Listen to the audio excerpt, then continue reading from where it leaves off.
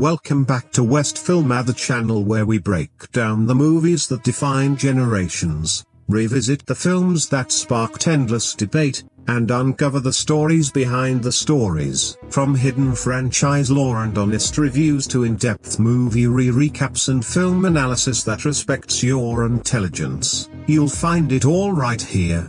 If you love movies as much as we do, make sure to subscribe and turn on notifications so you never miss an upload. Now, grab your popcorn, sit back, and let's dive into today's movie. That intruder was Alice, who had journeyed all the way from North America to Tokyo. Suddenly, 3 razor-sharp darts flew from the shadows, taking down soldiers before they even realized the threat. Alice sprang into action with twin blades in hand, moving with lethal grace through the defenders. Her attacks were precise and devastating, leaving chaos and dismemberments in her path. The soldiers tried to retaliate, but by the time they regrouped, half of them had already fallen or been wounded. Even as 3 remaining soldiers opened fire, Alice used the corpses as shields, making the bullets bounce harmlessly off them, and turned their counterattack into pandemonium. One last soldier fired wildly with dual pistols,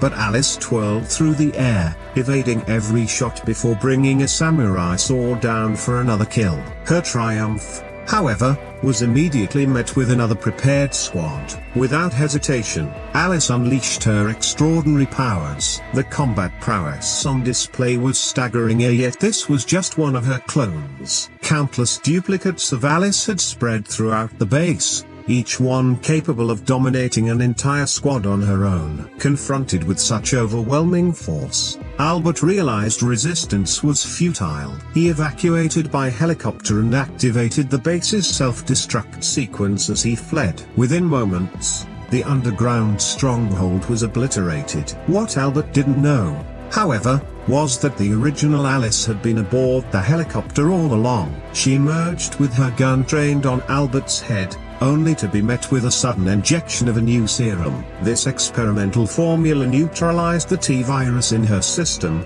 stripping her of the extraordinary abilities that had made her unstoppable. Rendered vulnerable, Alice was quickly overpowered. Yet just as Albert prepared to strike, an alert blared as the helicopter was careening toward a mountain. Chaos ensued, and miraculously, Alice survived the crash. Months later, she was piloting a plane toward Alaska in search of Clara and the other survivors. Upon arrival, the supposed safe haven was eerily empty, with planes lined up silently on the tarmac. Questions raced through her mind. Where had everyone gone? In her search, she found Claire's plane and a diary left behind. But before she could investigate further, a fleeting shadow caught her eye. She pursued it, only to discover a flock of crows. Suddenly, a woman lunged from the darkness and knocked Alice to the ground. Despite her weakened state, Alice's skill remained formidable, and she quickly kicked the assailant away. Turning the woman over, she was stunned to see Clara with a mechanical spider embedded on her chest. Night fell as Alice carefully removed the device, awakening Claire, whose memory had been wiped, leaving her with no recollection of Alice's identity. With no time to lose, Alice took to the skies, flying from Alaska toward Los Angeles in a desperate search for survivors. The city they found was a landscape of ruined, deserted streets, collapsed buildings, and almost no signs of life. Even the undead presence had dwindled. The world had changed, and Alice and Claire were now navigating a broken civilization, holding on to the hope that the past could still be reclaimed. As Alice prepared to leave for the next city, her eyes caught a horrifying sight: tens of thousands of zombies swarming around the perimeter of a massive prison. From above, a handful of survivors clung to the roof, signaling desperately. Seeing Alice's plane, they realized a lifeline had arrived. Circling the compound, Alice quickly assessed the situation. The prison was encircled by the undead, and approaching from the ground would be suicide. With no other options, she made a daring choice and landed directly on the rooftop. The survivors instinctively cleared the landing path, and Alice guided the plane down with precision. But the rooftop offered little room to maneuver. Even with power lines to soften the descent, the aircraft skidded and smashed against the edge of the building, hanging perilously over a 100-meter drop. Salvation came in the form of basketball star Luther, who, with the aid of the other survivors, managed to pull the plane back to safety. After introductions, the survivors asked if Alice had come specifically to rescue them. She expressed regret, explaining the situation. Like Alice, they had also picked up the broadcast. The so-called Alaskan Sanctuary wasn't a stationary haven, it was a mobile ship patrolling the coastline and collecting survivors as it went. But the prison's zombie-filled perimeter made reaching the ship almost impossible. Alice's plane could transport only 2 people at a time, and repeated trips offered no guarantee of safe landings. Later, following Luther's advice, Alice prepared to wash up. Shortly after he left, though, she heard unsettling noises. Revolver in hand, she crept toward the sound, only to spot a bald figure sneaking around. Her irritation turned to shock when she noticed the man's terrified expression. It wasn't human. A zombie had disguised itself. With a precise shot to the head, Alice neutralized the threat, but the body was quickly dragged into a tunnel by others of its kind. The revelation hit hard. The prison was no longer secure. Zombies could now dig tunnels, making escape urgent. Desperate for a way out, Alice learned that one prisoner held knowledge of a hidden escape route.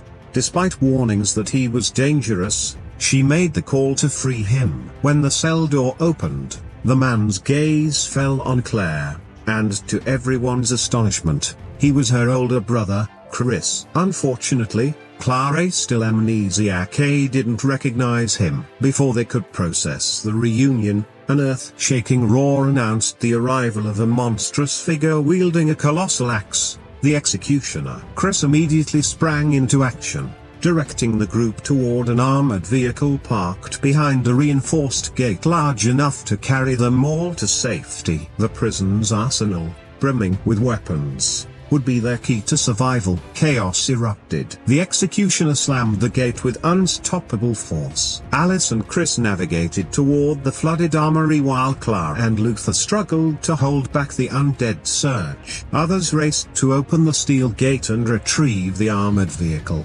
Alice swam through the water to reach the arsenal, only to watch a zombie drag a female companion beneath the surface. Then countless more rose from the water. These creatures could dig, swim, and attack from anywhere. After fending off the initial onslaught, Alice and Chris finally reached the arsenal, their spirits lifted by the sight of weapons at their disposal. But hope was short-lived. Though the steel gate was eventually opened, the armored vehicle's engine had been damaged and would take at least a week to repair. Bennett acted immediately, shooting his own companion to eliminate any obstacles before plotting to steal Alice's plane for himself. Meanwhile, the prison gates could no longer withstand the executioner's relentless assault. Clara and the survivors scrambled to the rooftop, only to find Bennett already in the plane. Alice arrived moments later, but Bennett lifted off with his gun trained on them and vanished into the sky,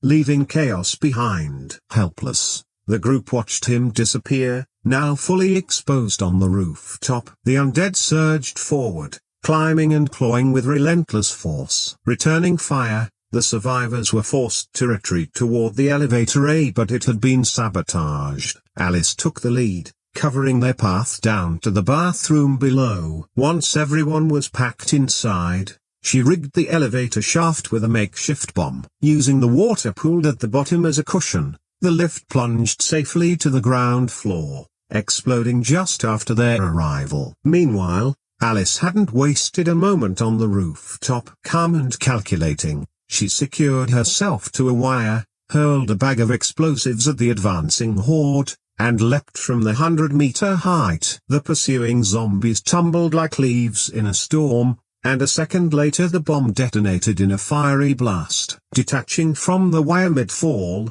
Alice dispatched a few remaining zombies before landing gracefully. She raced through the chaos and met back up with Luther and the others. The only escape route lay through tunnels dug by the zombies, leading to the sewage system and ultimately to the ocean. Chris took the lead with Luther close behind, but Kim hesitated a moment too long. The executioner's massive, decayed hand smashed down, slicing Kim in half. Alice tried to stop him with a kick, but her attack bounced off, and the swing of the colossal axe nearly crushed her. Under the executioner's relentless assault, she dodged, spun, and scrambled for any opening. Finally, she attempted a counterattack, but the executioner's axe slammed into her, hurling her against a wall and knocking her unconscious. With Alice incapacitated, Claire sprang into action. She fired at the hulking monster, drawing its attention away from her fallen friend. The executioner swung wildly,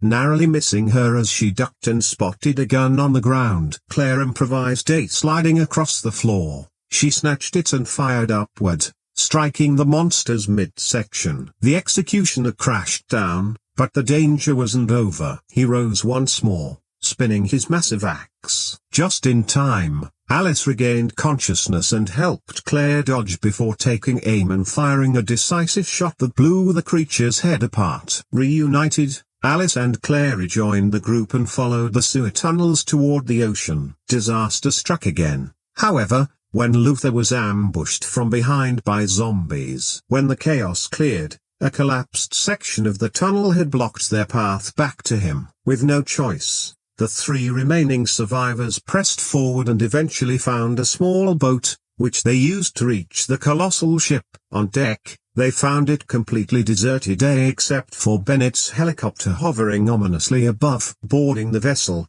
they investigated the cockpit, finding the controls functional but empty. The ship's systems indicated thousands of survivors on board, yet no one was in sight. Searching further, they discovered a massive steel door emblazoned with the Umbrella Corporation logo. The sight triggered Claire's memories. Her group had arrived in Alaska only to be ambushed by armed men on a speedboat who attached robotic spiders to their chests and took them captive by force. Claire had been the sole escapee, and now it was clear the entire ordeal had been a trap orchestrated by Umbrella. As the steel door creaked open, the trio entered cautiously, and it slammed shut behind them. Lights flickered on, revealing a vast chamber, but no survivors were immediately visible. Claire located a control panel and discovered that Umbrella had been experimenting on the captives, keeping them in pods below. Acting quickly, she released all the prisoners. Meanwhile,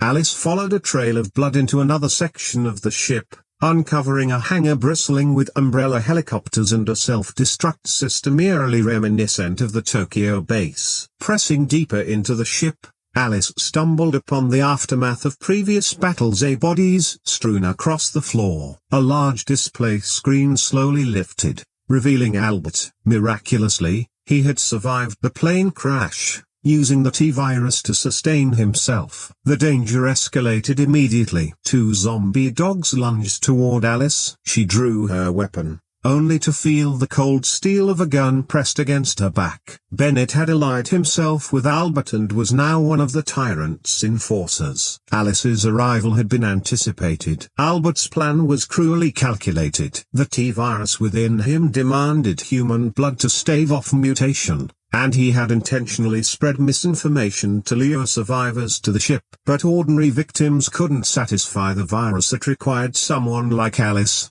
perfectly integrated with the T-virus, whose blood could stabilize his condition. Refusing to be a pawn, Alice acted fast. She kicked a nearby food tray into Albert, then struck at Bennett and sent his weapon skittering across the floor. Albert dodged the flying debris with terrifying ease. With Bennett momentarily incapacitated, Alice lunged for a gun, but the 2 zombie dogs circled with their snarling teeth closing in. Just as the situation grew dire, Clara and Chris appeared with guns raised at Albert. Calm and cruel, he flicked off his sunglasses and retaliated with superhuman speed and strength. The siblings were no match. They were quickly driven back and locked inside an experimental chamber. Alice faced the zombie dogs alone. She dodged one expertly and scooped up a falling gun, blasting the first dog to pieces. The second lunged, but with quick thinking she used a shard of broken glass to send it crashing into its companion's jaws. Before she could regain her footing, Bennett attempted a surprise attack. Alice blocked instinctively, taking a dagger to the arm, but she countered by plunging it into Albert's head. The blow was devastating, but Albert didn't fall. Bennett moved in again, but a surviving ally snatched the gun from the floor and struck him hard enough to halt his advance. Albert retaliated, extending grotesque, fang-filled tentacles toward Alice. With lightning reflexes, she seized the gun and shot him square inches the head. Even with half his head gone, Albert writhed violently, refusing to die. Seizing the moment, Alice freed Clara and Chris from the chamber. The siblings stomped and fired at Albert, finally subduing him, while Bennett was locked away, his fate seemingly sealed. Agonized screams filled the corridors, but their victory was short-lived. Albert had horrifyingly survived. He climbed into a helicopter, consumed Bennett's body, and regenerated himself in the process. Albert attempted to trigger the ship's self-destruct system, but Alice had anticipated this and had already planted explosives on the helicopter.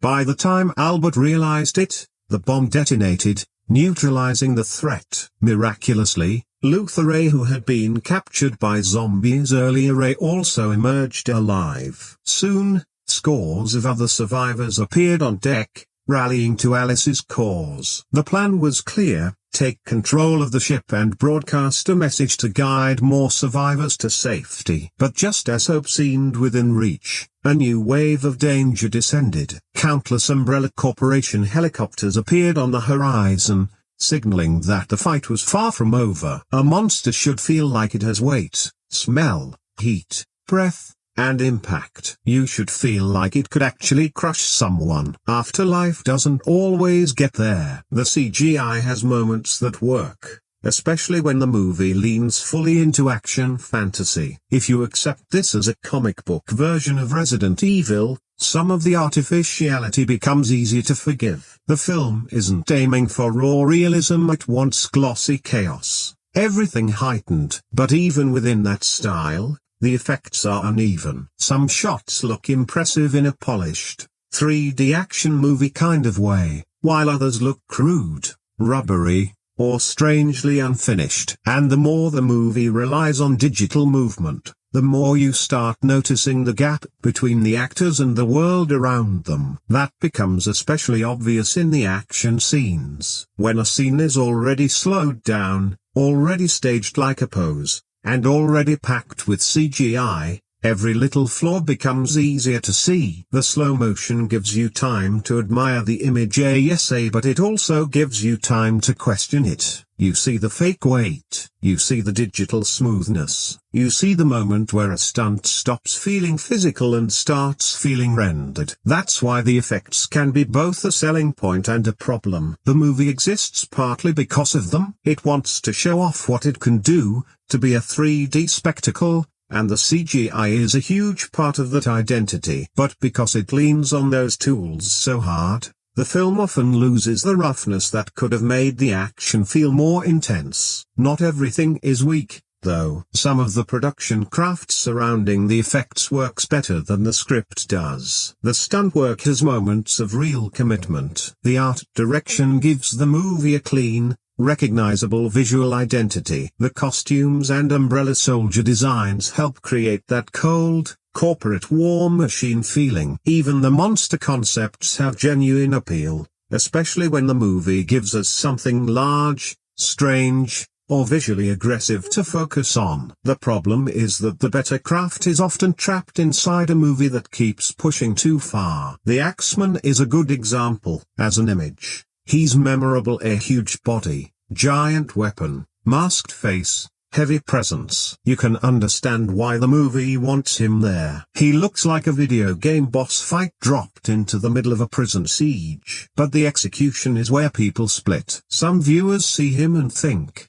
that's awesome. Others see him and think, that should be terrifying. So why does it feel like a cartoon? Honestly, both reactions make sense. The design is strong enough to catch your attention, but the film's style makes him feel less frightening than he should. The slow motion, the glossy lighting, the exaggerated action, all of it turns what could have been a genuinely imposing creature into another cool-looking set piece. The same thing happens with the zombies. The upgraded designs, especially the more mutated mouths, give them a different visual flavor. They're no longer just ordinary undead bodies stumbling forward. The movie tries to make them more monstrous, more aggressive, more in line with the franchise's mutation-heavy direction. But again, the effect is mixed. They look more elaborate, yes, but do they feel scarier? Not always. A lot of the time, they feel like visual obstacles, something for Alice and the others to shoot,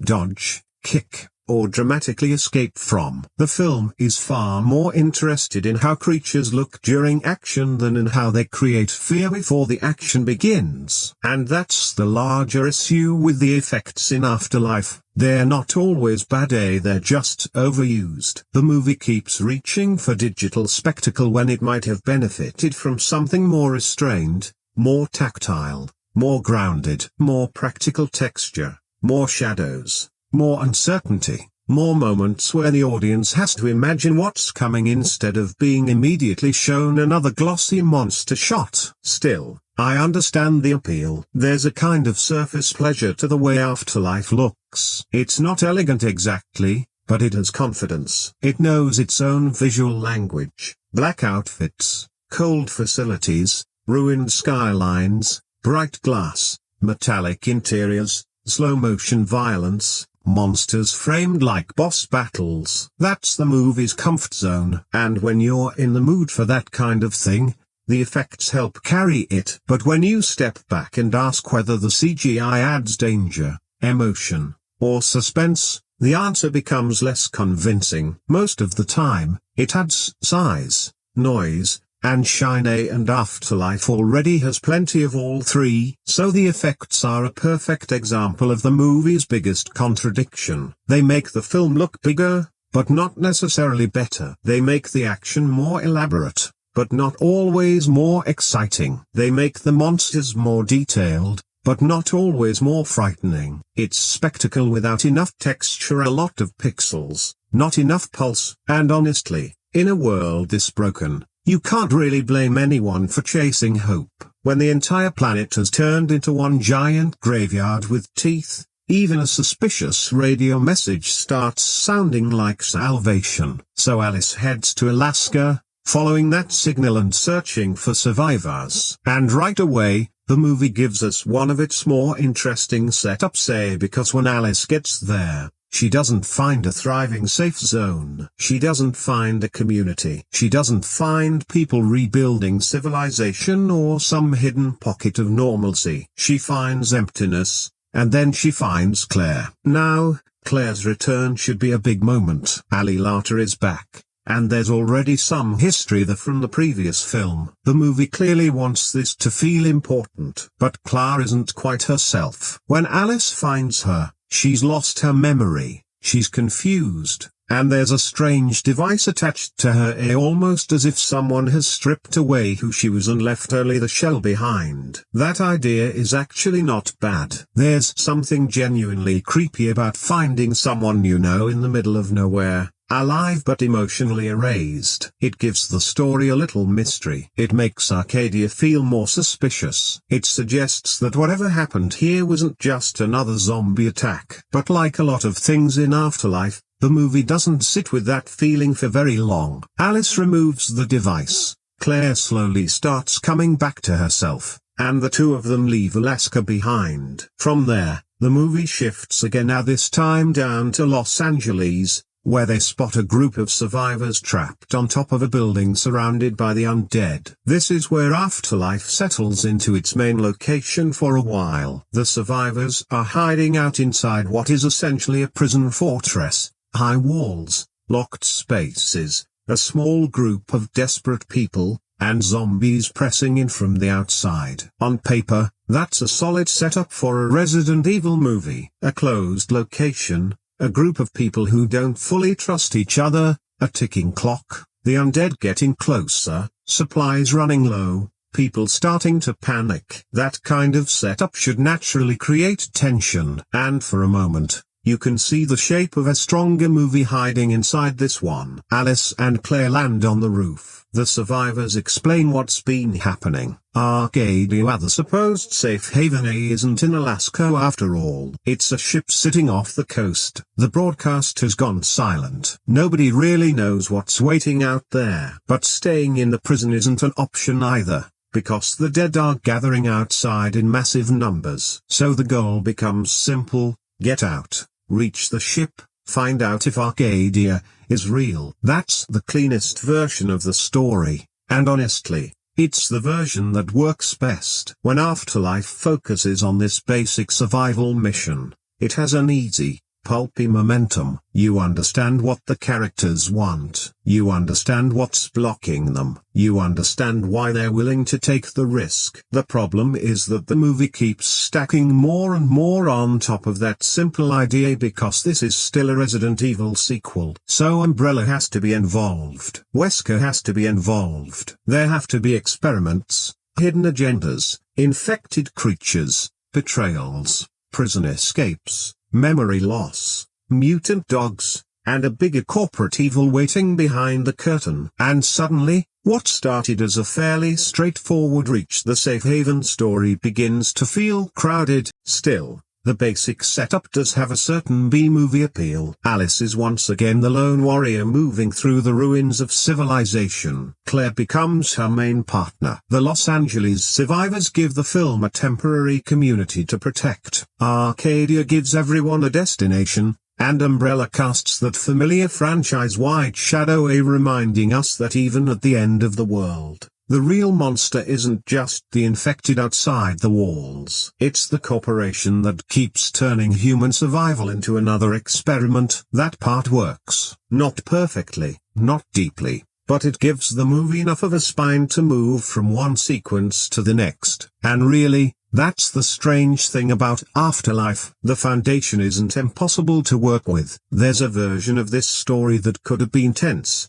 focused, maybe even genuinely eerie. Alice finding Claire in Alaska, a false promise of safety. Survivors trapped in Los Angeles, a mysterious ship waiting offshore. Umbrella quietly pulling strings. Those aren't bad ingredients. The issue isn't that the movie has no story at all, it's that the story keeps being treated like a hallway between action scenes. It gives Alice somewhere to go, gives the survivors something to chase, and gives Wesker a place to stand at the end, but it rarely slows down enough to make the journey feel dangerous in a personal way. So as a setup, Afterlife has enough to keep you watching. There's mystery, there's movement, there's a goal, there's a big, shiny promise sitting out there on the water. But even this early, you can already feel the movie pulling away from survival horror and leaning into something louder, slicker, and far less patient. And once the film reaches that prison, it becomes clear that Arcadia isn't just a destination, it's bait. This is where Afterlife runs into the problem that keeps following it around. The story isn't impossible to understand, that's not really the issue. You can follow the basic movement pretty easily. Alice goes here,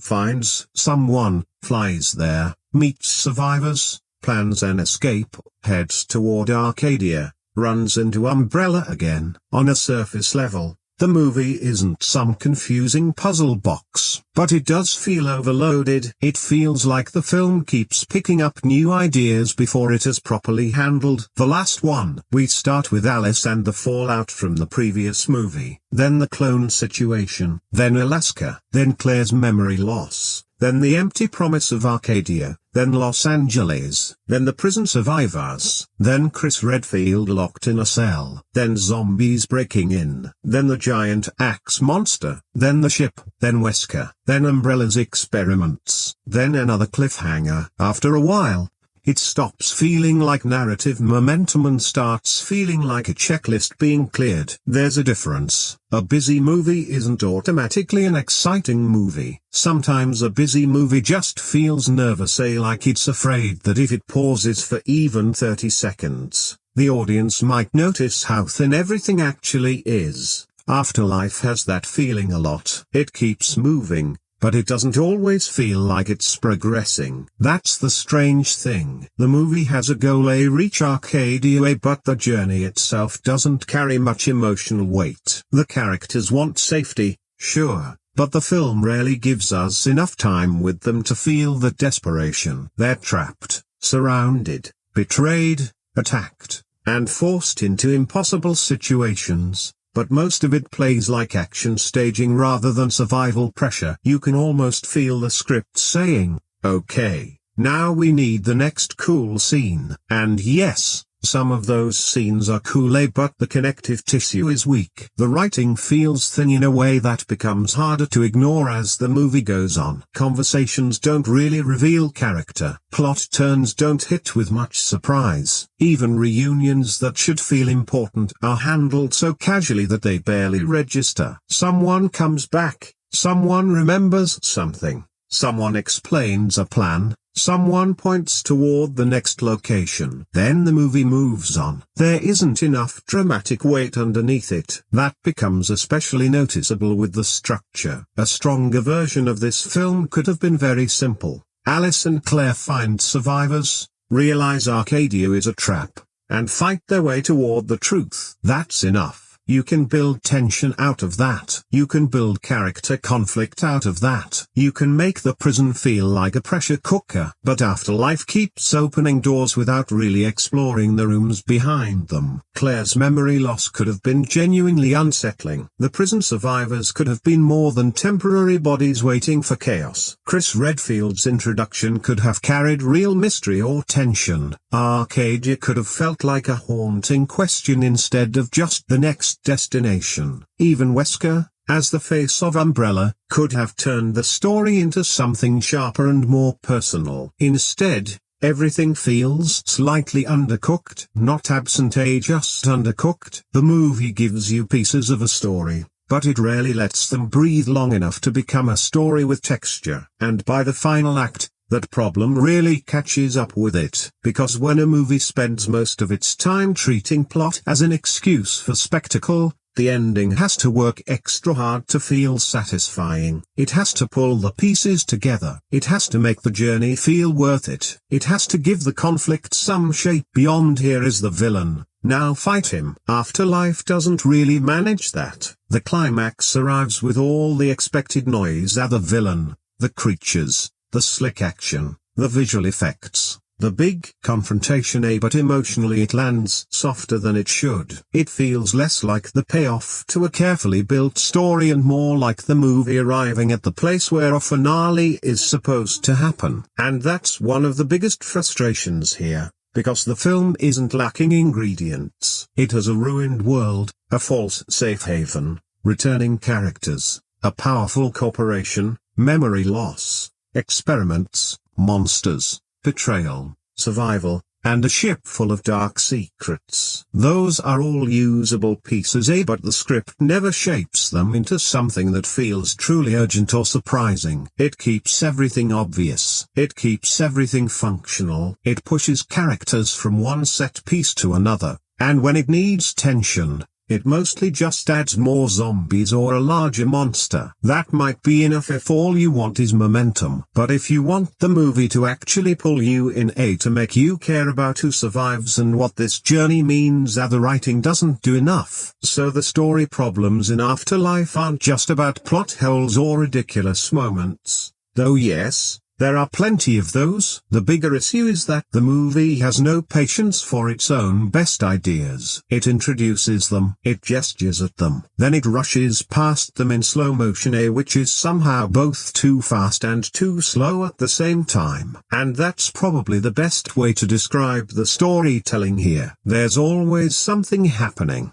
but not enough of it matters. One of the stranger things about Afterlife is how much it wants to feel connected to the previous movies while also casually throwing away some of what those movies set up. That creates a weird franchise problem, because if you watched Extinction, the ending clearly wants you to leave thinking, okay, The next one is going somewhere big. Alice has changed. Umbrella is still out there. There are clones. There's this sense that the next chapter might finally push the series into a larger, more ambitious direction. Maybe Alice isn't alone anymore. Maybe Umbrella is finally going to face something it can't control. Maybe the franchise is about to stop resetting itself and actually build on its own mythology. Then Afterlife starts, and pretty quickly, a lot of that promise gets quietly swept off the table. The Clone Army A, which should feel like a massive development A, gets used almost immediately as an opening action device. It looks cool, and it gives the movie a big,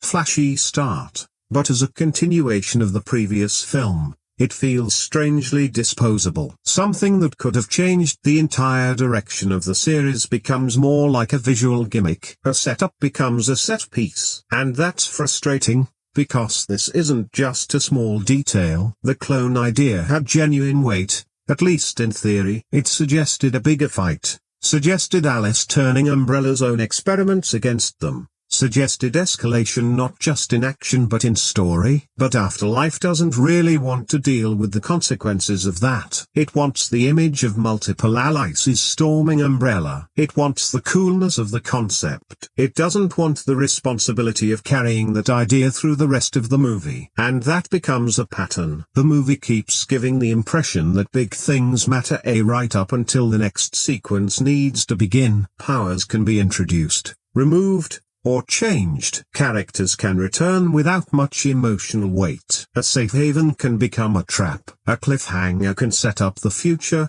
only for the future to arrive and immediately change the subject. That's where the franchise starts to feel less like a continuing story and more like a series of dramatic teases. Every movie wants to end with a hook. Every movie wants you to think the next one is going to be the real turning point. But then the next one comes along and either softens that setup, rushes through it, or discards it almost immediately. Afterlife is especially guilty of this. It opens with the energy of a payoff. It feels like the movie is saying, here it is. This is what the last ending promised, but that payoff doesn't really last. The film burns through it, resets Alice, moves her into another survival-rescue plot, and suddenly we're back in familiar territory. Alice is traveling through the ruined world, trying to save a group of people, chasing a possible safe zone, and eventually confronting Umbrella again. That's not automatically bad. Franchises repeat structures all the time. But the problem is that Afterlife repeats the pattern while pretending it's taking a major step forward,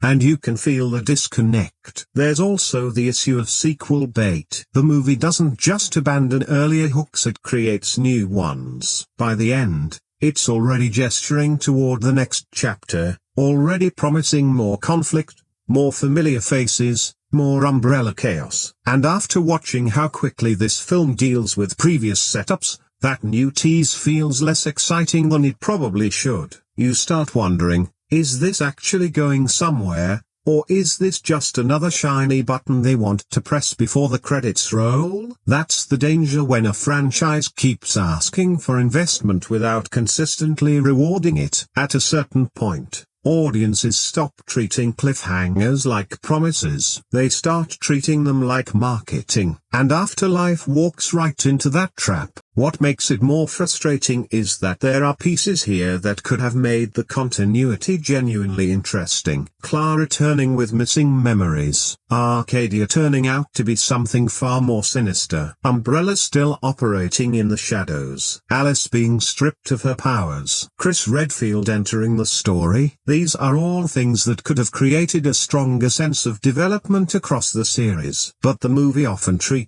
continuity like decoration. It brings things back because fans will recognize them. It references the previous entry because it has to. It hints at the next one because that's what franchise filmmaking does. But it rarely makes those connections feel emotionally or narratively satisfying. That's why the continuity in Afterlife feels so hollow. It's not disconnected exactly as the movie does remember pieces of the franchise. It knows the names, the locations, the conflicts, the corporate villain, the Alice mythology. But remembering pieces isn't the same as building something. A real continuation should make the previous movie feel more important in retrospect. Afterlife often does the opposite. It makes some of the previous setup feel temporary, like the series was never fully committed to its own ideas in the first place. And by the time the movie ends with another door wide open, it's hard to feel fully excited. Yes,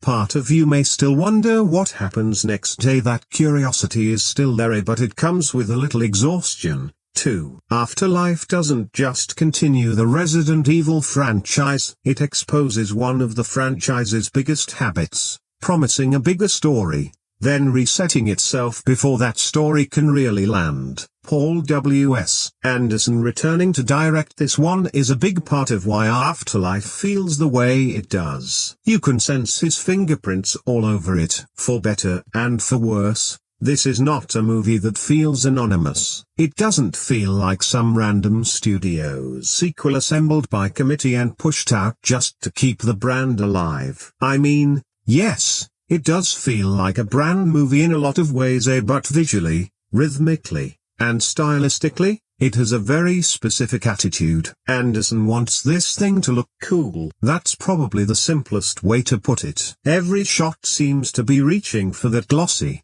hyper-stylized, poster-ready feeling. Alice landing in ruined landscapes, umbrella soldiers moving like faceless machines, bullets gliding through the air, glass breaking in slow motion, bodies flipping, diving, spinning, posing. The movie is constantly trying to create images that feel sleek, expensive, and instantly readable as action cinema. And sometimes, honestly, it works. There are moments where the style has a real slickness to it, and you can see why some people respond to this entry more than the others. It has that polished early 2010s 3D action look where every surface is shiny, every movement is exaggerated, and every set piece feels designed to leap off the screen. But that's also where the problem begins, because Anderson directs Afterlife as though the coolest image is always the most important thing in the room. Not the emotion, not the tension, not the character or the image. And when that's the guiding principle, the movie starts to feel hollow even when it's busy. The action scenes are staged with confidence, but the quieter moments often feel flat. When people are talking, planning, remembering, reacting, or dealing with danger in a more personal way, the movie doesn't have the same charge. It's like the film is waiting for the next slow-motion shot to wake itself back up. That creates a strange imbalance. Anderson can make Alice look iconic, standing alone in the apocalypse, and no question. He can make a monster entrance feel enormous. He can frame a gunfight like a video game cutscene. But when the story needs weight, when a reunion needs emotion, when a group of survivors should feel scared and desperate, the direction doesn't always give those moments enough life. It's too busy being smooth, too controlled, too obsessed with looking sharp. And that's frustrating, because Afterlife actually has situations that should be tense. A prison surrounded by zombies, a fake safe haven, a woman returning with her memory damaged, survivors trapped with nowhere to go, a corporation still turning human beings into experiments. Those aren't small ideas, but Anderson rarely lets them feel messy or frightening. He cleans everything up into spectacle. Even fear looks choreographed. Even chaos looks designed. Even death sometimes feels like part of a music video. That more is better approach is probably the clearest description of his direction here. More slow motion, more digital effects, more bodies flying through glass, more monsters, more guns, more cool poses, more shiny destruction. And look, that can be fun in short bursts. I'm not against excess when a movie knows how to use it. Some films are built on excess. Some directors can turn overload into personality. But Afterlife keeps pushing until the style starts eating the movie from the inside. There's a point where spectacle stops enhancing a scene and starts replacing it. That happens a lot here. Instead of making the action feel more dangerous, the direction often makes it feel more artificial. Instead of making Alice feel vulnerable, It makes her feel untouchable. Instead of making the world feel scarier, it turns the apocalypse into a stage for dramatic poses. And that's the contradiction with Anderson's work on this film. He clearly knows how to create a striking image.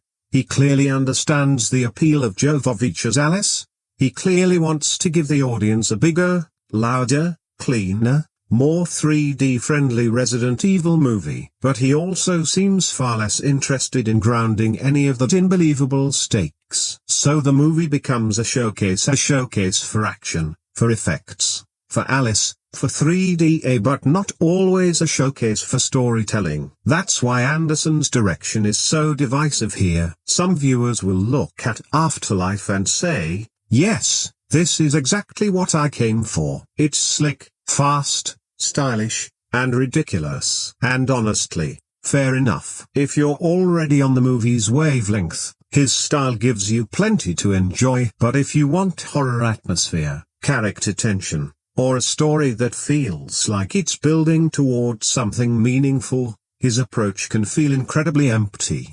Because Afterlife isn't lacking direction, that's not the issue. It's directed with a lot of energy. The issue is where that energy goes. It goes into the shine, the movement, the poses, the visual impact. And after a while, you start wishing even a fraction of it had gone into the people, the fear, and the story underneath all the glass and gunfire. The opening sequence in Tokyo is probably the clearest example of what Afterlife is trying to be. It doesn't ease you in. It doesn't slowly rebuild the world. It doesn't give you a quiet reminder of where Alice has been or what the apocalypse has done to humanity. No, it opens like the movie is already halfway through a finale. Alice and her clones go straight after Umbrella, and the whole thing turns into a huge, glossy, heavily stylized assault on the corporation's headquarters. Guns, glass, guards, flips, slow motion, bodies dropping, bullets moving as if the movie is afraid that normal speed might be too boring. And honestly, as a pure opening blast, it has impact. You can see why someone would watch those first few minutes and think, okay, this movie has energy. It's big. It's loud. It's confident. It immediately tells you that Afterlife isn't trying to be a small zombie horror movie. This is not about creeping through dark hallways with limited ammo and the door creaking somewhere in the distance. This is Resident Evil's superhero action. Alice isn't just surviving the apocalypse anymore. She's launching a full assault on the system that helped create it. On paper, that should be exciting. Actually, more than exciting, it should be the payoff to the previous movie. Because Extinction left behind the idea that Alice was no longer alone. There were clones. There was an army. There was the possibility of Umbrella finally facing something that looked like real retaliation. After 3 movies of Alice being hunted, experimented on, used, and pushed around by this corporation, the idea of her turning Umbrella's own science back against them had a lot of potential. That could have been the whole movie, a strange, violent, identity-driven revenge mission, a film about what it means when the hero has been copied, weaponized, and multiplied. But Afterlife doesn't really want to explore that. It wants the image. It wants the spectacle of multiple Alices tearing through Umbrella security. It wants the cool factor, and then it wants to move on. That's where the opening becomes frustrating. The scene is both impressive and strangely wasteful. It looks like a major escalation, but narratively it functions almost like housekeeping. The film uses the clone army to stage a massive action sequence, then quickly clears the board so it can return to a more familiar version of Alice wandering through the ruined world. So what should feel like a turning point ends up feeling like a reset button with better lighting. And that's such a perfect Afterlife move. Give us a huge idea, make it look expensive, shoot it in slow motion, then rush past the actual consequences. The Tokyo sequence also showcases Anderson's strengths and weaknesses at the exact same time. As a visual set piece, it has rhythm, it has confidence, it has that polished, artificial, video game cutscene energy that some fans genuinely enjoy. You can tell the scene was built around 3D space, with bodies flying, bullets traveling, and movement slicing across the frame. But the longer it goes on, the more you notice how little it's asking you to feel. It's not tense exactly. It's not scary. It's not even especially surprising once you understand its rhythm. It's cool-looking chaos, and cool-looking chaos can be fun. But it can also become empty very quickly if the movie doesn't attach it to anything deeper. The strangest part is that the opening almost tricks you into thinking the film is about to become more ambitious. For a few minutes, it feels like the franchise is finally going to deal with the bigger mythology it's been building. Umbrella, clones, superpowered Alice, the consequences of corporate experimentation. The possibility that the series might expand beyond another small group of survivors trying to get from one unsafe place to another. Then the movie cuts that possibility short. Alice loses the clones. The superpower angle gets scaled back. The story shifts away from Umbrella headquarters and back into another survival route, and you can almost feel the film narrowing itself after pretending it was about to open up. That doesn't mean the Tokyo sequence is bad. It's one of the more memorable parts of the movie. It gives Afterlife a jolt right at the start and sets the tone for the kind of exaggerated action the film is going to deliver. For viewers who want this franchise to be ridiculous, stylish, and larger than life, this opening probably gives them exactly what they came for. But as storytelling, it's a missed opportunity. It's a trailer moment pretending to be a dramatic payoff. It takes one of the most interesting ideas left by the previous film and turns it into a flashy introduction rather than letting it actually shape the movie. And that's really the bigger issue with Afterlife. It keeps finding images that could belong to a better story. The Tokyo assault is one of them. A room full of Alices should feel bizarre, tragic, powerful, and maybe even unsettling. Instead, it mostly feels like the movie saying, look how cool this would be in 3D. And to be fair, for a few minutes it is cool. But once the glass settles and the bullets stop flying, you're left with the same question the movie keeps generating. Was that actually important? Or did it just look important? Now, to give Afterlife some credit, this is one area where the movie does have a clear reason to exist, the 3D. And I know saying that can sound like a backhanded compliment, because a film should probably have more going for it than things flying at the camera. But with Afterlife, the 3D isn't just an afterthought slapped on at the end. It's baked into the way the movie moves, the way scenes are staged, and the way Anderson wants you to experience the action. You can feel the film thinking in layers: foreground, background, depth, objects crossing the frame, glass breaking outward, water moving through space, bullets hanging there, as if the movie wants you to stare at every little piece of motion before it lets time continue. And compared to a lot of 3D movies from that era, where the format felt like a cheap conversion or a marketing sticker, Afterlife at least seems designed around the technology. The shots are built to show off depth. The action is arranged so the screen feels dimensionally rich. Even some of the quieter visual moments, like the plane in Alaska, the ruined landscapes, or those clean, almost crystalline shots of glass and water, have a sense of spatial planning. So yes, visually, there are moments where the movie does look impressive. Not subtle, not natural, but impressive. There's a polished artificiality to it, that glossy 2010 action movie shine where everything feels slightly too clean for the end of the world. The apocalypse has never looked this carefully arranged. Even destruction looks like it's been lit for a product commercial. And depending on your mood, that can feel either stylish or completely ridiculous. Sometimes both. The 3D also changes the rhythm of the action. You can tell certain scenes exist because the format exists. The slow motion isn't just a stylistic habit here, it's part of the 3D showcase. The movie wants you to watch every bullet, every shot,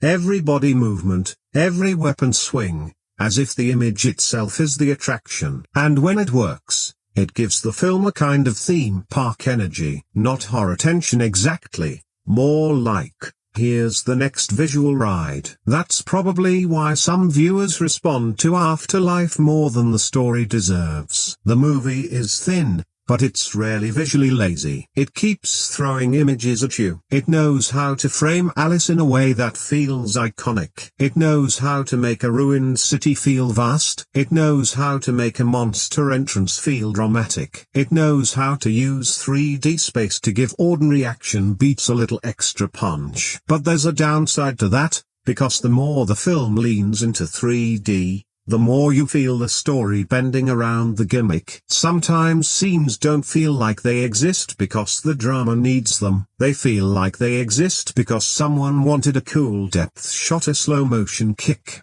a weapon coming at the camera, a shower room battle with a giant creature, a plane crash moment that freezes and pans like the movie is holding up a sign that reads, "Look at what the technology can do." And look, technically, some of that is competent. Some of it is genuinely well handled. But competence isn't the same as impact. The problem is that Afterlife often treats 3D as a substitute for tension. Instead of making you scared, it makes you look. Instead of making you worry about the characters, it makes you admire the staging. Instead of letting a scene build naturally, it stretches the moment out so the effect can land. That's where the movie starts to feel less like survival horror and more like a demo reel for expensive equipment. A very glossy, very loud demo reel, but a demo reel all the same. And that becomes one of the biggest contradictions of Afterlife. The film's visual presentation is easily one of its strongest selling points, but it's also tied directly to a lot of what makes the movie feel hollow. The 3D gives it identity, but it also encourages some of its worst habits: the constant slow motion, the exaggerated movement, the artificial staging, the obsession with cool shots over emotional stakes. So when people say Afterlife looks good, I don't think they're completely wrong. There are striking frames here. There's real attention to depth. There's a sense that Anderson wanted the audience to feel the size and texture of the world in a way the earlier films didn't always attempt. But when people say the 3D is almost the movie's only real justification, I understand that too. Because once you strip away the format, once you imagine these scenes without the depth tricks and slow motion glass and bullets floating through the air, you're left with a much thinner film underneath. That's the strange bargain Afterlife makes with the viewer. It gives you visual pleasure. It gives you spectacle. It gives you the sense that money and technology are being pushed right onto the screen. But it also asks you not to care too much about whether any of it means anything. And for some people, that's enough. For others, it's exactly the problem. And now we have to talk about the slow motion, because in Afterlife, slow motion isn't just a stylistic choice, it's practically a supporting character. This movie loves slowing things down. Bullets, kicks, bodies flying through the air, glass shattering, water moving, weapons swinging, Alice landing in poses that feel less like survival and more like a photo shoot in the middle of the apocalypse. And look, I get it. Slow motion can be cool. There's a reason action directors use it. It lets you feel the weight of a movement. It gives impact to a hit. It turns a split-second moment into something theatrical. And in a movie built around 3D, it also gives the audience time to actually register the depth effect. A bullet traveling toward the camera doesn't mean much if it flashes by too quickly. So on a technical level, I understand why Afterlife is obsessed with it. But understanding why something is happening doesn't automatically make it work. Because this movie doesn't just use slow motion to highlight important moments, it uses it constantly. Almost as if Anderson is afraid the action won't feel stylish unless time keeps getting dragged through wet cement. But first, it has some punch. The Tokyo opening, for example, is clearly designed around that bullet time, glass breaking, Matrix-inspired visual language. Multiple Alices cutting through umbrella guards, bodies dropping in clean, glossy compositions. The camera moving around impossible action beats like it's showing off a very expensive toy. For a few minutes, Fine, that's the language the movie is speaking. But then it keeps speaking that language again and again and again. And after a while, the effect starts to reverse. Instead of making the action feel more exciting, it begins to make everything feel less dangerous. The more the movie slows down, the more artificial the movement becomes. You stop feeling like you're watching a fight for survival and start feeling like you're watching a 3D showroom presentation. Here is a bullet, here is a kick, here is Alice turning, here is a monster swinging an axe, here is another shot that clearly wants you to admire it instead of fear it. That's where the Matrix comparison becomes impossible to ignore. This film is covered in that influence at the bullet time. The leather and sunglasses coolness, the gravity-defying stunts, Wesker moving and posing like he walked out of a completely different cyber action movie. Even the rhythm of certain fights feels less like horror and more like a late imitation of something that was already iconic more than a decade earlier. And that's the problem. The Matrix used slow motion in a way that felt connected to its world. It was part of the concept, part of the rules, part of how reality could be bent. In Afterlife, it often feels like decoration. Cool decoration sometimes, but decoration. The movie isn't really asking how this style expresses the story. It's more like, wouldn't it look awesome if we froze this moment and spun around it? And maybe it does look awesome once, twice. But when nearly every action beat is treated like it deserves that same heroic spotlight, the spotlight stops meaning anything. There's also something unintentionally funny about how calm everyone looks while doing completely absurd things. Characters are flipping, falling, firing, crashing, surviving impossible impacts, and half the time their faces look like they're mildly posing for a fragrance ad. The film wants everything to be smooth and controlled, but horror needs a little panic. Action needs a little mess. Danger needs the sense that someone might not land perfectly. Afterlife rarely allows for that. It's too polished, too floaty, too in love with its own coolness. And because the movie uses so much CGI alongside the slow motion, the effect becomes even more plastic. Instead of feeling the physicality of a stunt, you start noticing the digital stretch of the moment. Instead of being pulled into the impact, you're pushed away by how staged it all feels. That's why the slow motion becomes such a dividing line. For some viewers, this is exactly the fun of the movie. It's ridiculous, glossy, exaggerated action, and it knows it. The slow motion gives everything that heightened, video game energy. It turns Alice into a near superhero. It makes the monsters bigger, the bullets heavier, the fights more theatrical. And if you're watching Afterlife as a pure action cartoon, there's genuine enjoyment in that. But if you want tension, danger, horror, or even basic momentum, the overuse becomes exhausting. A scene can only announce itself as cool so many times before you start resisting it.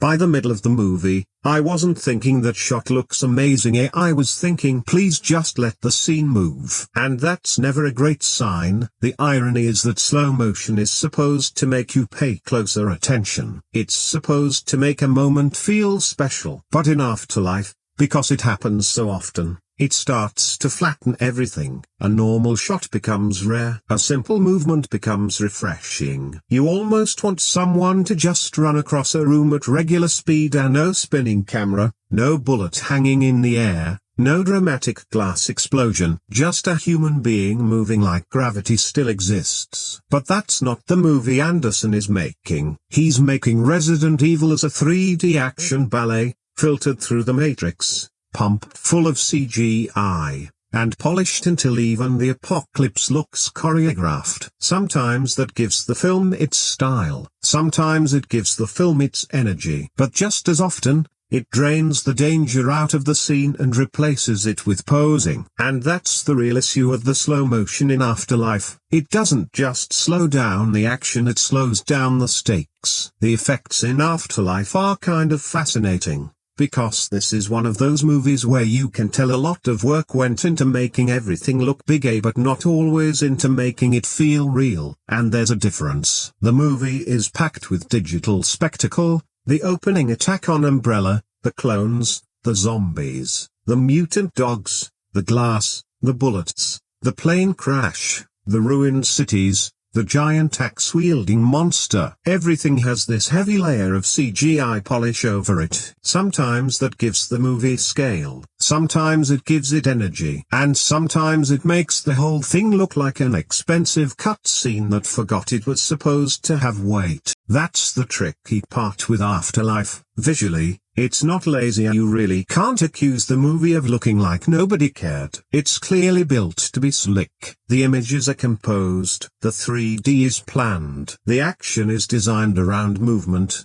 depth, and impact. But the digital effects often feel too clean, too shiny, too weightless. The apocalypse in this movie doesn't always feel dirty or dangerous. It feels designed. Even when the world is ruined, it looks arranged for maximum coolness. Even when creatures attack, the danger can feel softened by how artificial everything around them appears. And that hurts the horror side of the film. Because horror needs texture. It needs discomfort. It needs something physical enough that your body reacts before your brain does. A zombie shouldn't just look like a digital threat placed into the frame. A monster should feel like it has weight, smell, heat, breath, and impact. You should feel like it could actually crush someone. Afterlife doesn't always get there. The CGI has moments that work, especially when the movie leans fully into action fantasy. If you accept this as a comic book version of Resident Evil,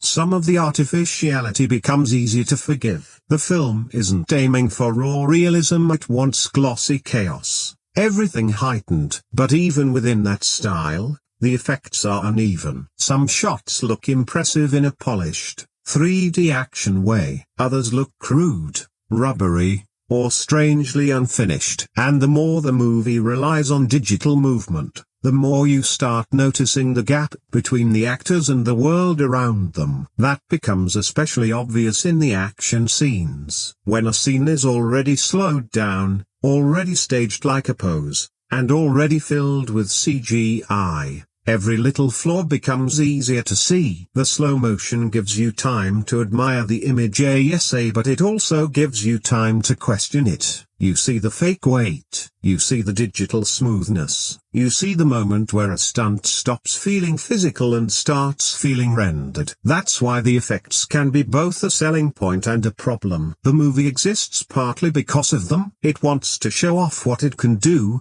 to be a 3D spectacle, and the CGI is a huge part of that identity. But because it leans on those tools so hard, the film often loses the roughness that could have made the action feel more intense. Not everything is weak, though. Some of the production craft surrounding the effects works better than the script does. The stunt work has moments of real commitment. The art direction gives the movie a clean, recognizable visual identity. The costumes and umbrella soldier designs help create that cold, corporate war machine feeling. Even the monster concepts have genuine appeal, especially when the movie gives us something large, strange, or visually aggressive to focus on. The problem is that the better craft is often trapped inside a movie that keeps pushing too far. The Axeman is a good example. As an image, he's memorable. A huge body, giant weapon, masked face, heavy presence. You can understand why the movie wants him there. He looks like a video game boss fight dropped into the middle of a prison siege. But the execution is where people split. Some viewers see him and think,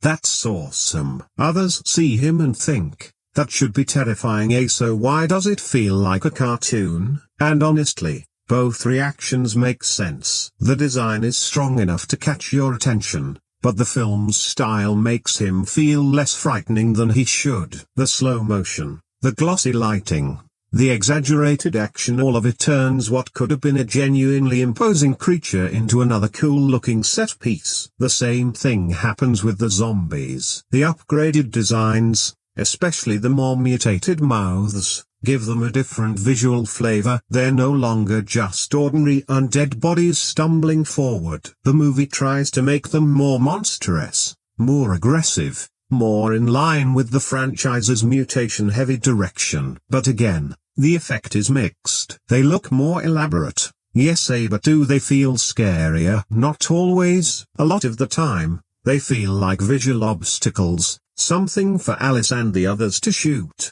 dodge, kick, or dramatically escape from. The film is far more interested in how creatures look during action than in how they create fear before it begins. And that's the larger issue with the effects in Afterlife. They're not always bad, they're just overused. The movie keeps reaching for digital spectacle when it might have benefited from something more restrained, more tactile, more grounded, more practical texture, more shadows, more uncertainty. More moments where the audience has to imagine what's coming instead of being immediately shown another glossy monster shot. Still, I understand the appeal. There's a kind of surface pleasure to the way Afterlife looks. It's not elegant exactly, but it has confidence. It knows its own visual language. Black outfits, cold facilities, ruined skylines, bright glass, metallic interiors, slow-motion violence, monsters framed like boss battles. That's the movie's comfort zone. And when you're in the mood for that kind of thing, the effects help carry it. But when you step back and ask whether the CGI adds danger, emotion, or suspense, the answer becomes less convincing. Most of the time, it adds size, noise, and shine, and Afterlife already has plenty of all three. So the effects are a perfect example of the movie's biggest contradiction. They make the film look bigger, but not necessarily better. They make the action more elaborate, but not always more exciting. They make the monsters more detailed, but not always more frightening. It's spectacle without enough texture, a lot of pixels, not enough pulse. One thing I won't take away from Afterlife is that it knows how to create a striking image. Not always a believable image, and not always a scary one, but a striking one. There are moments in this movie where the world has a real visual pull to it. The icy emptiness of Alaska, the destroyed sprawl of Los Angeles, the lonely rooftops, the prison surrounded by the dead, the ship sitting out there like some kind of final promise. These are images that suggest a bigger, bleaker movie than the one we sometimes get. And that's what makes the visual side of Afterlife interesting. The film often looks like it has wandered into something grand and apocalyptic. You get these wide shots of a world that has already collapsed, and for a second the scale lands. Humanity isn't just struggling here. It has almost vanished. Cities are empty. Safer places are rumors. The planet feels like it's been abandoned to infection, experiments, and whatever is left crawling through the ruins. That's good material for a Resident Evil movie. And when the cinematography leans into that emptiness, the film briefly finds a mood that the story itself doesn't always support. Alaska especially has a certain haunted quality. It's quiet, cold, open, and suspiciously empty. Alice arrives expecting some trace of life, maybe even some kind of refuge, but the landscape feels almost wiped clean. There's something eerie about that. Not loud horror, not jump scare horror, but the kind of unease that comes from realizing hope may have been a trap all along. Then the movie moves to Los Angeles, and the imagery becomes more vertical, more crowded, more trapped. The survivors aren't out in the open anymore, they're stuck above ground, looking down at a mass of infected bodies waiting for the walls to stop being enough. That visual idea works. The prison becomes a kind of island in the middle of the undead, and the city around it feels dead but still dangerous. Again, that's a strong image, maybe stronger than the writing around it, because Afterlife has a habit of giving us visuals that imply tension without fully building the tension underneath. A ruined city should feel oppressive. A prison under siege should feel suffocating. A supposed safe haven should feel mysterious and maybe even frightening before we step onto it. The movie shows us those things, but it doesn't always make us feel them. Still, the polished cinematography gives the film a personality. It has that clean, glossy, almost metallic look where everything feels sharpened for visual impact. The apocalypse isn't dirty in the way a Romero-style zombie world might be dirty. It's not grimy enough to make you smell the rot. It's too composed for that. too sleek. But that sleekness is also part of the movie's identity. Afterlife isn't trying to look like a grounded survival nightmare. It's trying to look like a high-end action comic set after the end of the world. So the destroyed cities don't always feel natural, but they do feel designed.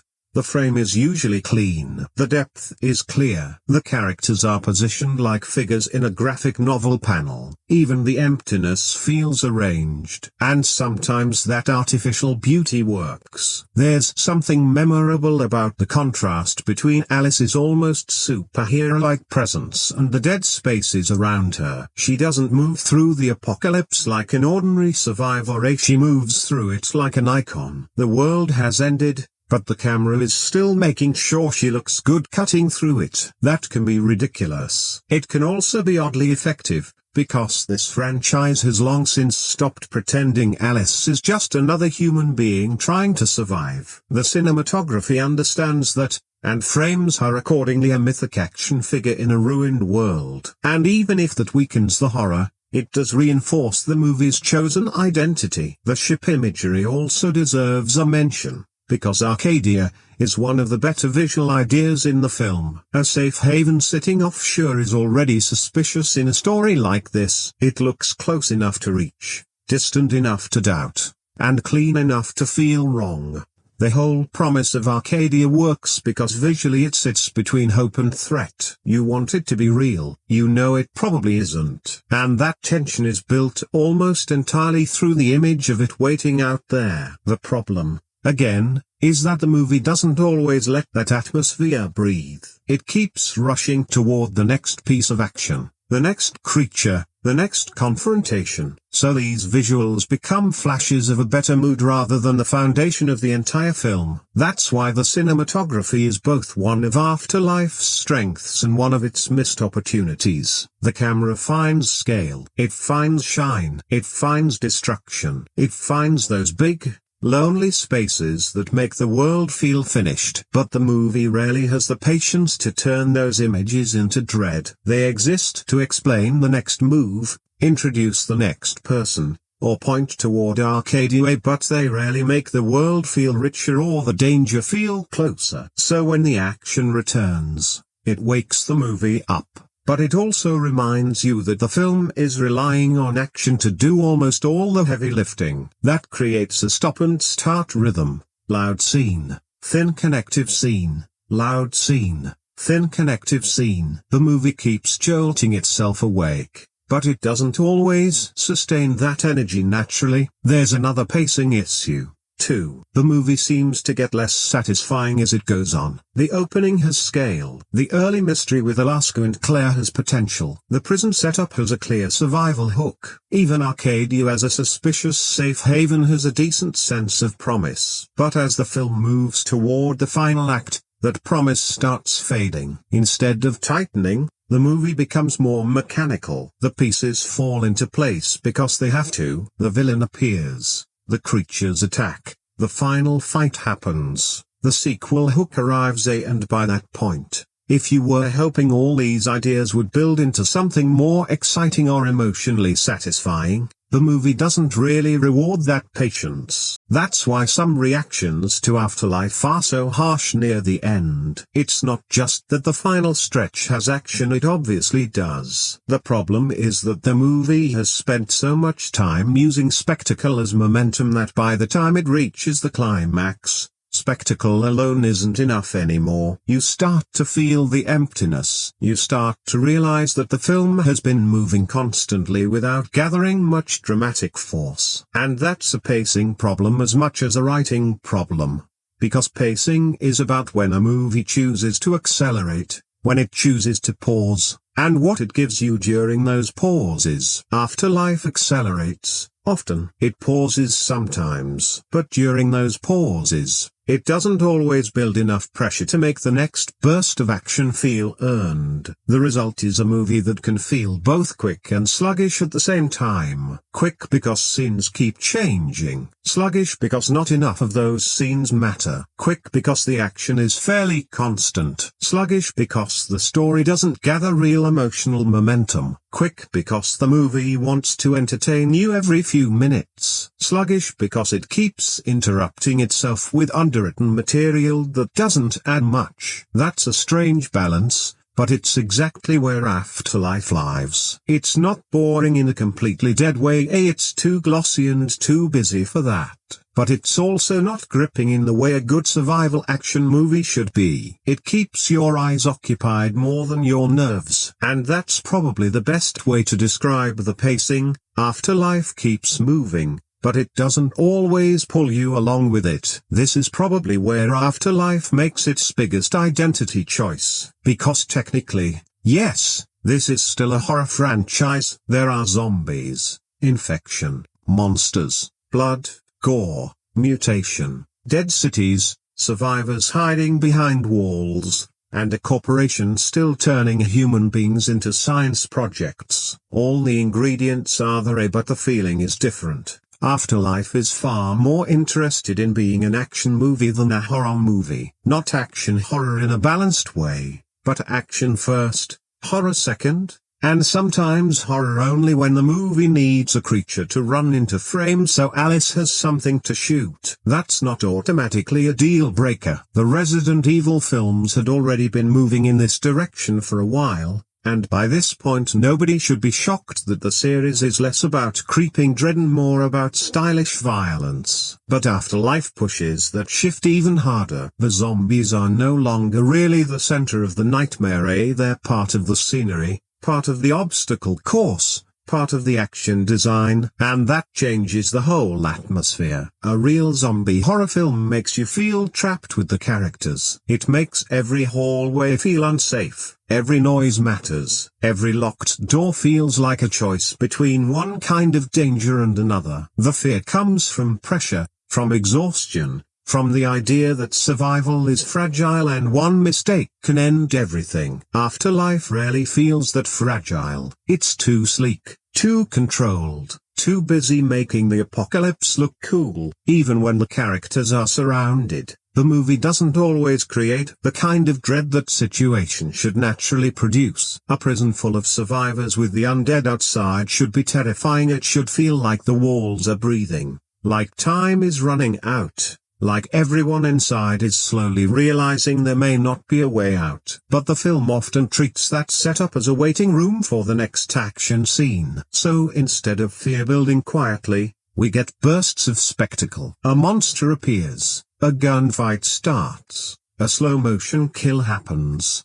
a chase begins, and then the movie resets until the next burst. That's why the horror feels more like flavor than foundation. It's there to season the action, not drive the movie. Now, to be fair, Afterlife isn't completely without horror energy. There are jump scares that work in the moment. There are creature attacks with some bite to them. The mutated designs give the zombies a more grotesque quality. The Axeman has a strong visual presence. The idea of Arcadia being a false promise has a genuinely creepy edge. There are pieces here that could have created real tension, but the movie doesn't stay with them long enough. It keeps choosing adrenaline over dread. And those aren't the same thing. Adrenaline is quick. It hits you, wakes you up, and moves on. Dread lingers. Dread makes you uncomfortable before anything happens. Dread makes silence feel dangerous. Afterlife isn't very interested in silence. It wants impact. It wants movement. It wants a score pushing underneath the scene, a camera sliding into position, and a body flying across the frame in beautiful slow motion. That can be entertaining, but it's not especially scary. The strange thing is that the movie sometimes seems to understand horror visually, but not emotionally. It can show you an empty wasteland. It can show you a crowd of infected bodies pressing against a fortress. It can show you a ship that looks like salvation but feels wrong. It can show you monsters that should be terrifying. But then it stages everything with such glossy confidence that the fear drains out. Nothing feels rough enough. Nothing feels uncertain enough, nothing feels like it's slipping out of control, and horror needs that feeling the sense that the movie itself might not protect you. Afterlife almost always feels like it's protecting its own coolness, especially with Alice. She's so capable, so composed, so visually centered that danger has trouble sticking to her. When your lead character walks through the apocalypse like a superhero, the horror naturally gets weaker. That's where the film becomes less about survival and more about domination. Alice isn't trying to make it through the nightmare, she's fighting through it, owning it, looking good inside it. Again, that can be fun. There's a fantasy in that. There's a reason people enjoy watching her tear through monsters and umbrella soldiers. But it's a different pleasure than horror. It's not fear, it's power. And Afterlife is much more comfortable giving the audience power than vulnerability. That's why the zombie threat feels reduced even when the screen is full of zombies. Numbers don't automatically create tension. Gore doesn't automatically create horror. A creature design doesn't automatically make a scene scary. The audience has to believe the situation can genuinely overwhelm the characters. A lot of the time here, I didn't believe that. I believed the movie would give me another cool shot, another fight, another escape, another stylish moment where someone survives something impossible. And once you start watching a movie that way, the horror becomes secondary by default. Still, if you come to Afterlife wanting action with horror decoration, it can deliver. There's enough blood, enough mutated flesh, enough creature work, enough apocalyptic imagery to keep the franchise label recognizable. It has the surface of Resident Evil, but the soul of it, at least the horror side, feels distant. This is not really a movie about being afraid of the undead. It's a movie about watching Alice move through a world that happens to contain them. And that difference matters because the further Resident Evil moves away from fear, the more it has to survive purely on spectacle. Afterlife tries very hard to do that. Sometimes it succeeds, for a few minutes at a time. But when the monsters stop being frightening and become just another part of the action choreography, something important gets lost. The movie still has horror elements. It just rarely feels haunted by them. The funny thing about Resident Evil, Afterlife, is that for a movie full of zombies, their zombies don't really feel like the main event anymore. The franchise continuity is messy, and if you're looking for a strong adaptation of the games, this probably isn't the movie that will satisfy you. But box office doesn't always care about those things. Sometimes a movie arrives at exactly the right moment with exactly the right kind of spectacle, and audiences show up because the promise is simple. Resident Evil, Jovovich, zombies, action, 3D. That's a very easy sell. And Afterlife had that event movie quality. It wasn't just another sequel quietly arriving to continue the story. It was the Resident Evil movie designed around 3D.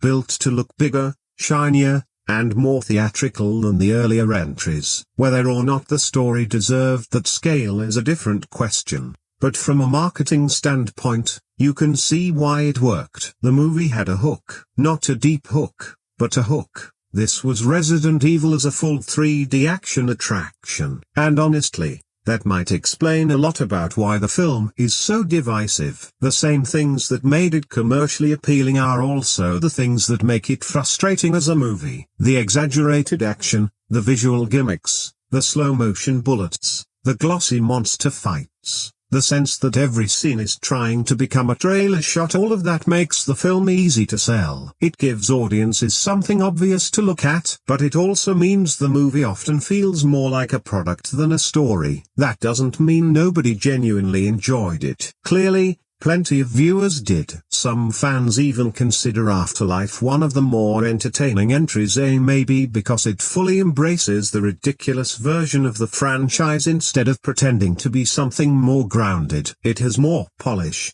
more scale, and more visual confidence than some of the earlier films. So from that angle, the commercial success makes sense. The series had built its own audience by this point, and people knew what they were getting. They weren't necessarily buying a ticket for subtle horror or faithful survival tension. They were buying a ticket for Alice walking through the apocalypse in slow motion while monsters and umbrella soldiers get destroyed around her. And Afterlife delivers that. Still, there's something revealing about a movie becoming one of the franchise's biggest financial successes while also feeling creatively like it's running into a wall. That happens with franchises sometimes. The bigger they get, the more they understand what sells and the less they risk changing the formula. Afterlife feels like a movie that knows the brand has value. It knows Alice has value. It knows 3D has value. It knows recognizable game names have value. It knows giant monsters and post-credits teasers have value. But knowing what has value isn't the same as knowing what has meaning. And that's where the film's box office success becomes almost ironic. Commercially, Afterlife proves the franchise still has power. Creatively,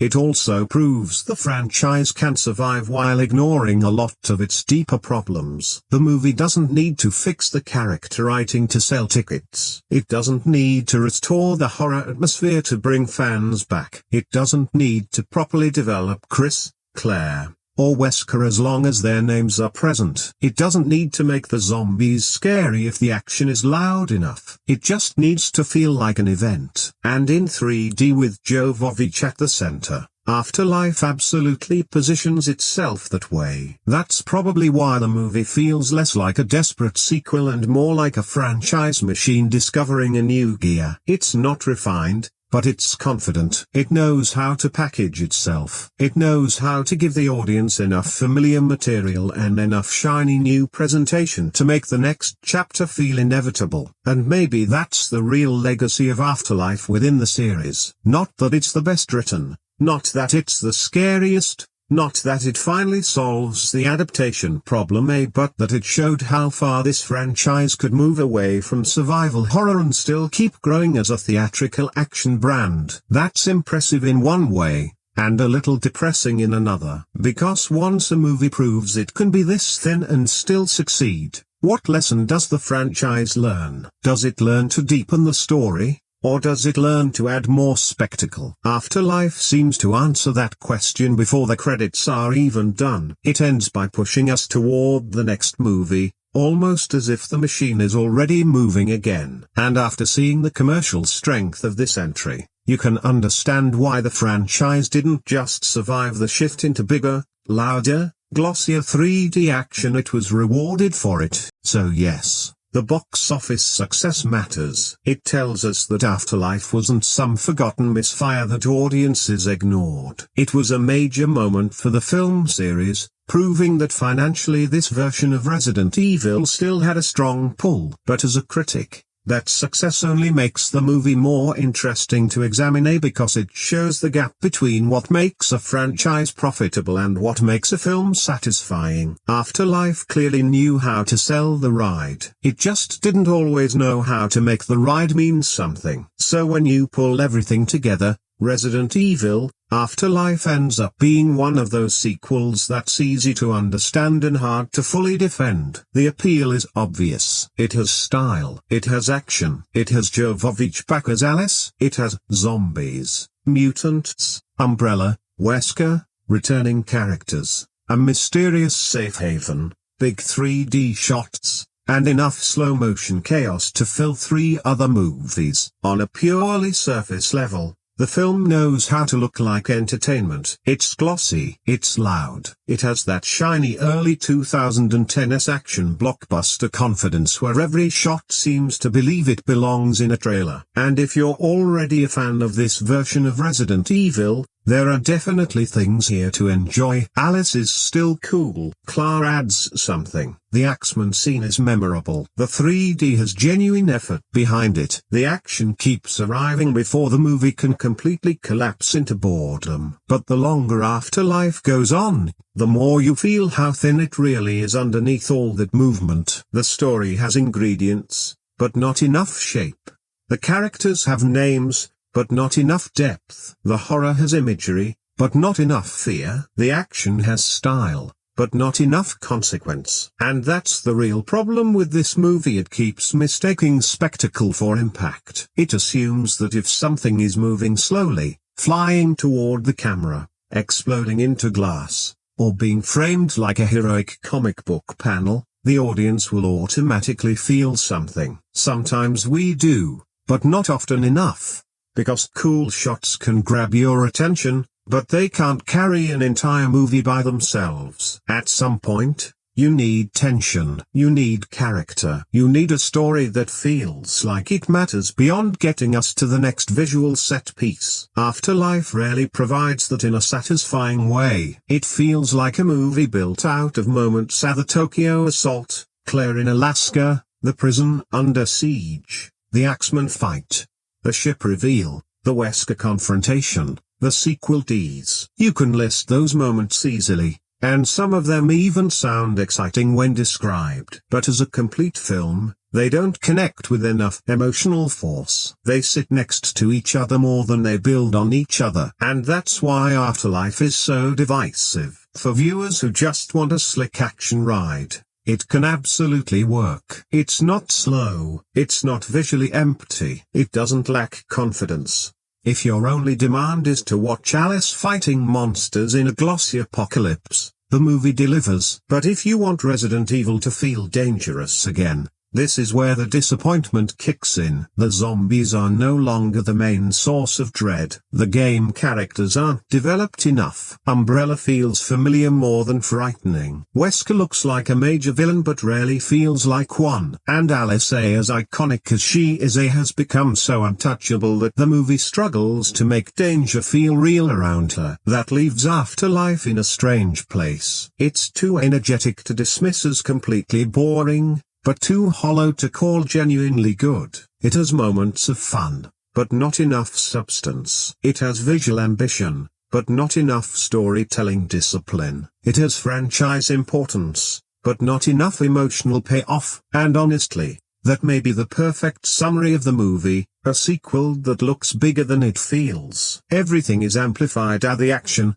the 3D, the CGI, the slow motion, the scale. But the core of the film doesn't grow with it. The movie gets louder but not deeper, shinier but not scarier, more expensive looking but not more meaningful. So where does that leave us? For me, Afterlife is not the worst kind of bad movie. It's not lifeless, it's not impossible to sit through. It has enough energy and enough surface pleasure that I understand why some fans enjoy it and maybe even rank it highly within the series. But it's also a clear example of a franchise leaning too heavily on its own formula. By this point, Resident Evil is no longer really about survival horror. It's about Alice, action, monsters, Umbrella, and whatever new visual gimmick can make the next sequel feel larger than the last. That shift may be entertaining, but it comes at a cost. And Afterlife pays that cost everywhere: in the weak character writing, in the shallow adaptation of the games, in the lack of real suspense, in the action scenes that look cool but feel weightless, and in the story ideas that are introduced, rushed through, or abandoned before they can become powerful. That's why the final impression isn't simply "this movie is terrible" or "this movie is fun." It's both simpler and more frustrating than either of those. Resident Evil, Afterlife is a flashy, overproduced, sometimes enjoyable action horror sequel that has the pieces of a better movie scattered all over it. There's a stronger film hiding somewhere inside the false promise of Arcadia, Claire's memory loss, the prison siege, Umbrella's experiments, and Alice losing her powers. But the version we get is too impatient to find it. It would rather pose than breathe. It would rather accelerate than build. It would rather show off than haunt. And for a franchise that started with people trapped inside a nightmare, that feels like a major loss. Still, I can't pretend there's no entertainment here. There is, in bursts, in images, in ridiculous action beats, and in the strange pleasure of watching a movie go completely over the top and never once look embarrassed about it.